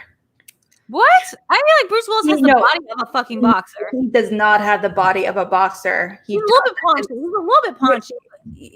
No, he definitely doesn't. I don't want to say he's very soft for a boxer. Yeah, he's soft. He's very soft for a boxer, but also considering his height, his weight, he would have a lot more muscle on him and a lot less fat. Wow. Yeah, but he's already. What do you know about boxing? I know about some other sports, just a few other sports that are in talked about. Thanks, Lucas. But as because I know specifically but he's not physically. He's just not a boxer. Like some people, like for example, different sports have different body types. I understand that, Lucas, but the guy is not. Which is a very famous. I understand. The dude is like 5'8", between like 5 to 8 to 5'10". Okay, questions about how tall Bruce Willis is. Let's look it up. I don't know if he's that short. Yeah. Oh, maybe he is taller. Okay, but I mean, like, it's like a whole thing. But he, I don't. Bruce Willis is a good 6 foot. I just googled it. He's 6 foot. He is 6 foot. Mm-hmm. Oh wow. Okay, but still, he looks very soft for what it is. I mean, his arms aren't even that defined for a boxer specifically. If you're a boxer, your shoulders and your neck muscles. Like right here, your deltoids. Not deltoids. So I forgot what this is though. Right here. I think they're deltoids, aren't they? Are they deltoids? Yeah, because it's like Vampire the prosecutor's always flexing his deltoid muscles to like make his like neck fan out. Whatever my muscle is, but at the same time, physically speaking, watching it, I was just like, I could totally see you being a baseball player. I believe 100% too.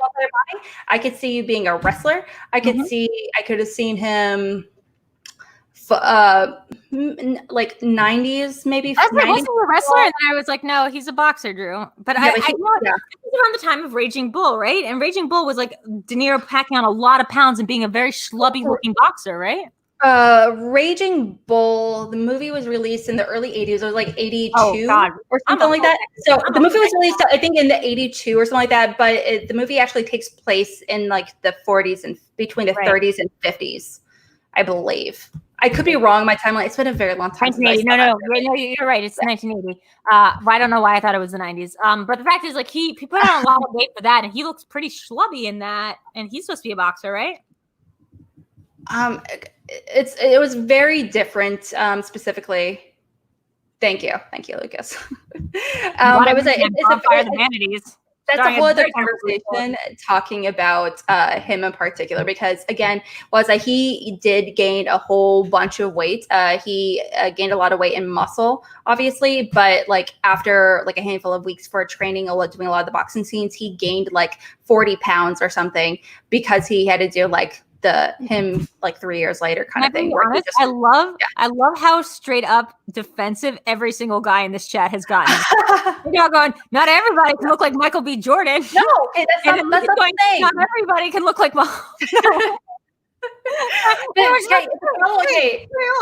the difference is different sports usually involve different types of bodies. Like swimmers have a certain body type. A lot of professionals. Michael Phelps has a triangular body. He has long shoulders. He has a very tiny waist. He has long legs, but it's specific to those. But that body type is very specific to a swimmer. He could never play football, maybe tennis, but he could never play football or box or anything. Maybe row. He could row. Maybe he has a lot of back muscles, and he has. Alex, what is your history on this? What is talking about to be just glorifying men's bodies like this? I love it. Stop. That sounds really bad. It sounds really bad. Yeah. Okay. You know what, Lucas? Maybe I am wrong. It was like I remember with my parents, we had like full on dinner conversations about this. My brother, when he was in high school, he wrestled and played football. He played baseball, football, all that good stuff. And so he had to be in certain weight classes. And so I remember watching him and being part of wrestling, and his body would look a certain way when he was part of this weight class, and he's like, well, in order to increase my chances for this weight class for a next match, I have to increase my weight this way. And it was like a whole thing. And I want to pause 1 second and tweet out that this is where the conversation is gone. Let me just say, we started talking about we got kind of like iffy on some of the N-word stuff and like the of women and people of color. So now we're just on to how men look while they are in different classes as wrestlers or as boxers. Whether or not Pulse is too fat to play a boxer. No, it's not he's not too fat to play a boxer.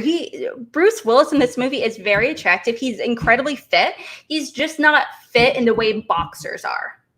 Fair enough. They're fit in different ways.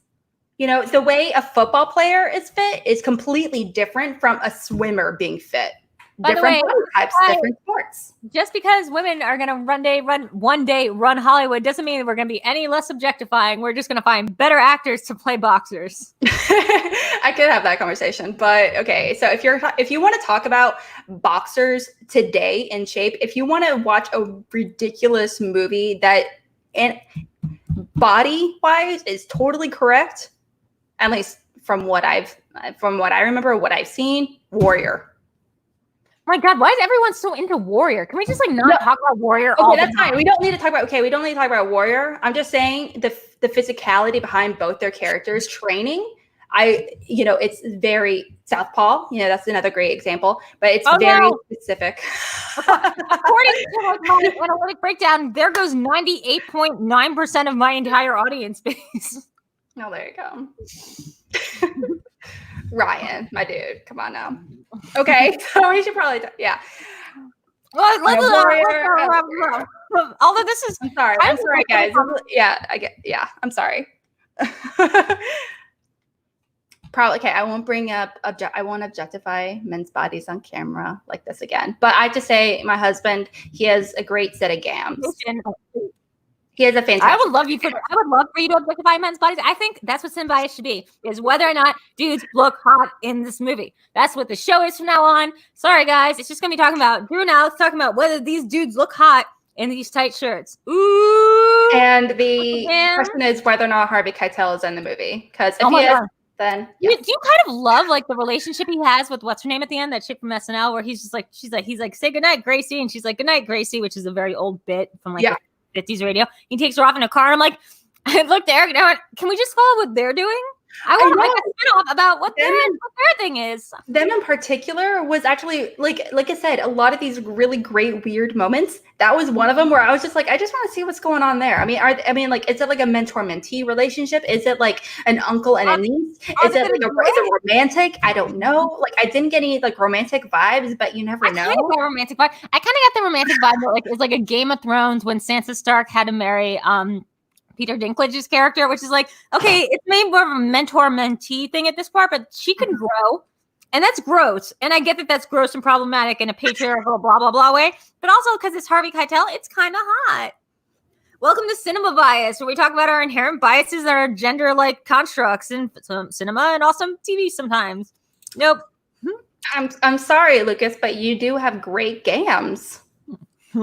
He has like, Lucas has really great legs. I just got to say it. It's like a thing. Oh, where it's like it's a whole thing that within the Action Army we call him Lucas Hot Legs Shawshank. So hot legs. Hot legs. Lucas, if you ever show up to Schmoedown, please God let Hot Legs be your nickname. It's Hot Legs. It has been brought up before. I'm not gonna lie. Okay. I think it was brought up in New York. I want to say. New York? But yeah, I think so, during the draft. But that way you're Jake proof. You can't be given a different name. Right. Okay. We should probably talk about. Yeah, we should probably wrap it up though. I'm sorry. I have like really steer the conversation in a very different direction. I love it. I apologize. This is the most redneck I've ever been. I feel like it looks like I'm drinking a beer, even though it's Diet 7-Up, and I've just got my trucker hat on. We're just talking about objectifying body parts on the other gender. Love it. Get her done. Get her done. Mm-hmm. Yeah. So next week is my pick, and I'm super duper uber excited. Talk about one of my favorite movies of all time. The movie is very close, dear to my heart. It is one of the best movies in all of cinema. It is Crouching Tiger, Hidden Dragon. Oh. Yes. Oh, that's a movie. So good. What do you mean? That's a movie. That's a whole movie. I remember that coming out. I remember people talking about it. It came out in 2000 or 2001, but it's a beautiful movie. It introduced the world to Michelle Yeoh, Chow Yun-fat, Ziyi Zhang as well. It's beautiful. It's stunning. I can't remember who was directed by. Real quick, let me find that out. That's like a you know what's really great is I just saw the third Matrix movie for the first time yesterday, and my God, that movie's great. No one ever told me the third Matrix movie is great, so I love seeing new movies. Okay, so it was directed by Ang Lee. That's right. Ang Lee directed this. So yeah, I remember thinking it was like because I remember thinking it's the same guy that directed Gemini Man recently. So interesting. And then directed the other mountain, the gay mountain. It's a beautiful movie. It's a very long movie as well. It's an epic. So you want to sit down, grab your drink. It's a thing. It's going to encompass your entire evening. It's beautiful. But it really. It also created a lot of trends in movies as well. Suddenly it was a thing for people to like fly on trees and stuff. And you know, the whole thing. Yeah, I remember that being a thing in like movies, and like everything was kind of slow motion and slow motion-ish. Kind of it was a reaction to The Matrix. You know, in 99, I want to say it was 1999. So was The Matrix though. Sorry. So Matrix was also 99, right? The Matrix came out in 1999. This Crouching Tiger, Hidden Dragon, I believe, came out in 2000 or 2001. 2000, yeah, it came out in 2000. But it was nominated and won a bunch of awards, including several Oscars. Mm-hmm. The soundtrack is bomb. The acting is fantastic. Not to mention, it was actually for the longest, for a very, very long time, it was actually the best. It had the highest box office for any non-English speaking film in the US. Wow. Okay. Well, I'm excited. It seems like it's gonna be a real long movie. So I'm definitely gonna have that. You know how I love watching things that are long. That's gonna be interesting for me. I'm excited. I put you through Pulp Fiction. Let's be honest, I put us both through Pulp Fiction. This movie is probably shorter than Pulp Fiction. Pulp Fiction is like a good 2 hour and 15-minute long movie or something crazy like that. Oh God, that movie has already been made. It's called it's called Quentin Tarantino's final film. Oh, can you imagine if he directed Brokeback Mountain? That could be an entire show itself. It's just gonna be an entire movies making other movies. It's gonna be the gimp scene, and you're just not gonna know what's going on. And by the time you do, Alex, you will be offended. It's when that route. I mean, like there has to be purpose. I mean, that's something I really don't like about this movie. Again, there's just so much randomness, and I don't like that. I like it when I like it when they have these moments have purpose, and if they don't have purpose, I'm like, why are they there? So wait, so Alex, before we go over like a hour and a half mark, where can people find you? You can find me here, right there. That'd be really cool if you check me out. That'd be awesome over there on the Twitters and the tweets. And where can people check you out now as of like this week officially? Yeah, so starting this week, I actually am going to be doing mornings with Roka. So we're really going to dive into a lot of movie news every Monday, Wednesday, and Friday. I'm here in Central Time Zone. So for me, it starts at 10 and goes on until like 11:30-ish. Depending on what stories we got. So we already got our stories and everything picked out for tomorrow morning. So it's going to be so much fun. And you can actually see me hosting Schmoedawn every single Wednesday. We really kind of dive into Schmoedown's biggest questions, really argue and debate to the death. And right now we're actually having a winners tournament. So it's going to be so much fun. And yeah. That's awesome. Hang out with us. And I'm VideoDrew. This is my channel, so you can find me here. I've been very sick, so guys, I've been really inconsistent. So sorry about that. I usually do VideoChronic quizzes with me and NerdChronic here on Mondays and Thursdays at 9. You know me doing cinema bias here on Tuesdays.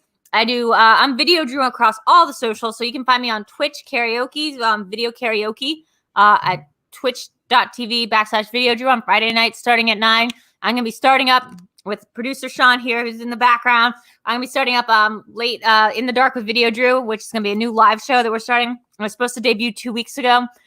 Got put on hold for one weekend because of some personal stuff, and then I got very, very ill. So sounds like a lot of excuses. Not my favorite thing in the world to be making right now, but it definitely will be starting in the very, very near future. So as soon as I get these black bags out from under my eyes and I bring my stomach fever down to like normal temperatures, we will be getting on with that, which I'm really excited about. It's gonna be an in-character VideoDrew experience, which I know everybody's been very excited for. Other than that, you can find me on Movie Trivia Schmoedown. I'll be competing in the rom-com tournament. What? That was filmed a while ago, but it'll be airing in June sometime. And otherwise, just repping my faction, The Dungeon. And in Eric's Garage. That's where you can find me. I'm in Eric's Garage. Yes. Speaking of Eric, can I get him to ask me some questions real quick? Oh yeah, Eric. Real fast. Eric, come back to the backyard for a second.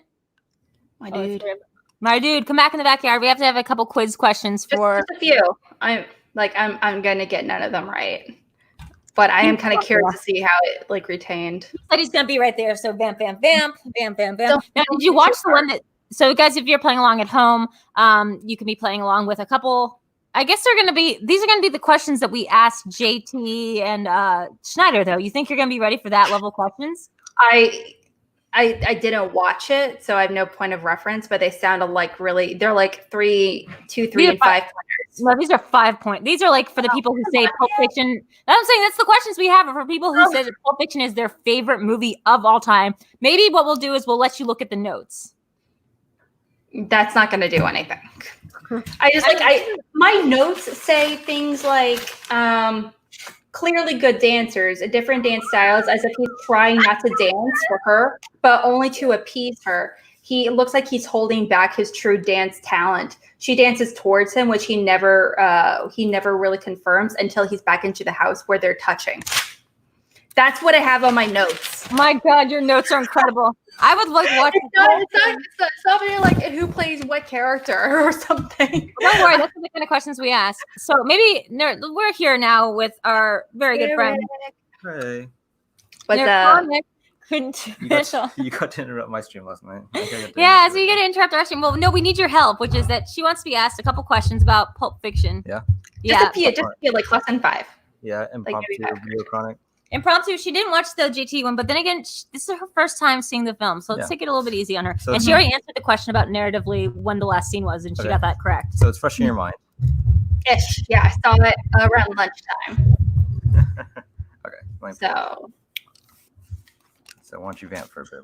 I'm vamping. I'm over high, over low. What you see? I'm vamping. Like, being in the families, I feel like I have to have my hands on screen now. Yep. Like doing it. If you're in the families, you understand my reference. Is that really a thing that people do? Where if they we have to because if you like if I could be say I'm writing down, but I could also technically like have my phone out or something, and you would never know, looking up an answer or something. So I mean, like, you know, so hypothetically, you know, you need hand cams. Hand cams. That's crazy. So as a result, everyone in the families has to like keep both hands on screen at all times. So there's a lot of this, like, yeah, it's really attractive. All right, I'll ask you some of my favorite ones, like the ones I think are a little more like difficult, but some are just more creative. Okay. Let's see. Okay. What is the name of the burger joint Brett is eating his breakfast from when Jules and Vincent visit him at the beginning of the film? People really cheat on this? Like that is always to me. We just had someone from the families comment into Schmoedown. So a lot of people some people in families, they definitely try to take it to the next level. Not obviously, you don't get paid for doing this, right? It's just very itty bitty. Like, yeah, some people are just kind of ridiculous, but for every 1,000 competitors, there's like that one, you know. So just like anything. 5, 4, 3, 2, 1. All right. See it, Alex? Big Kahuna Burger. Boom. Yeah. Right. Okay, good job. Okay, and Alex, we're gonna have to just on down then. We're gonna have to make you go over to private chat to make sure you're not reading from the comments. Yep. I wasn't anyway. I know. Okay, next one. After having to change clothes, Vincent is wearing a T-shirt representing what California university?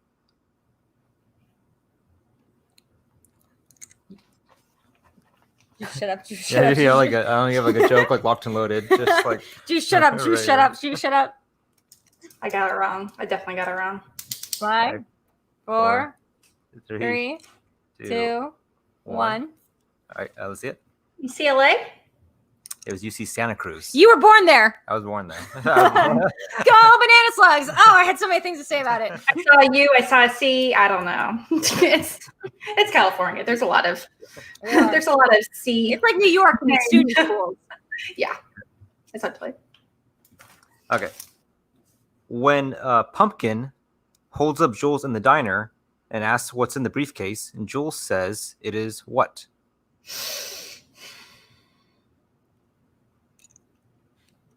I know all the answers this time, but then again, I've watched you take the quiz. And we just watched it like 3 days ago. And you pointed out all these specific things to me. Yeah, because I was like, this is the one they got wrong. This is the one that they got wrong. Okay. 5, 4, 3, 2, 1. Let's go. I thought he literally says, "I have no idea." Oh. It's like it's my. It's like he says, "It's my boss's" or something. Is it close? It's my boss's dirty laundry. Oh yeah. That's what he says it is. That one, you know. Let me ask one. Here, Ryan is my competitor in my faction. So proud of him. Yep. He's done so well lately. Shout out. Mm-hmm. Mia and Vincent's waiter at Jack Rabbit Slim's is dressed as what famous singer? Oh, played by Steve Buscemi. I was like, oh, I see you.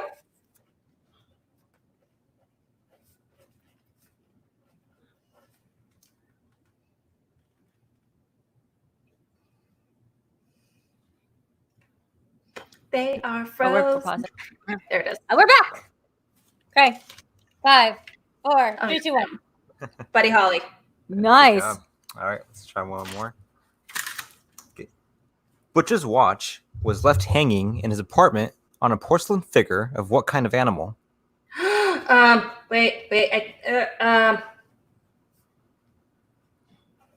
This time I paid attention to it because you kept telling me this is one that like someone got and someone else got wrong. Yeah. I think so. All right, JT, 5, you got right? 4, 3, 2, 2, 1. Flamingo? Ooh. Close. Well, I don't know why I would say close. it has the same amount of vowels, I think. What was it? Kangaroo. Kangaroo. Oh. It has like very more Does it? vowels. Fla A Me, I O versus A Flamingo.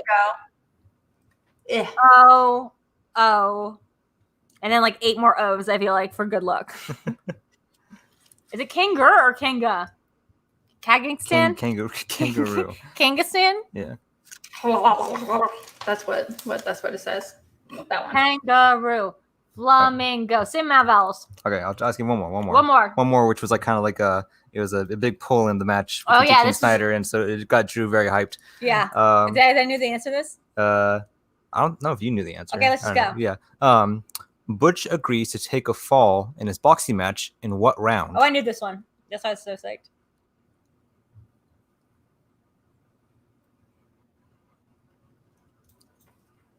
You know, it'd been a great question. What's the name of the cab driver? I don't even know if this is like a thing in boxing. That is a question. Man, I have some memory loss, yo. It's not a pun, but I feel like I might have went to the bathroom during this part. All right, well, 5, 4, 4, 3, 2, 1. It's not the 9th, is it? It was the 5th. The 5th. The 5th The round. The ass goes down in the 5th. Ass goes down the 5th, and that was JT had a big pull. He's able to stay in the game with that one. Oh my god. Okay, guys. There you So go. with that, we're gonna close out Cinema Bias. Next week, please join us back here. Same bat time, same bat place to be doing Crouching Tiger, Hidden Dragon, or as apparently I'm gonna call it Game Mountain. Okay. It's beautiful. It's so good. The last 45 million years, just like It's like Game On by Quentin Tarantula starring Walton Goggins. Walton Goggins. Okay. I forget. Okay, Drew, I'm not gonna lie, it's one of the moodiest films you will ever see. It's so moody. It's a mood. sorry. It's It's a whole very mood. Okay, guys, I've been VideoDrew. This is Alex Mack. That's also Eric, and we'll see you here next week for Cinema Bias. Okay, bye.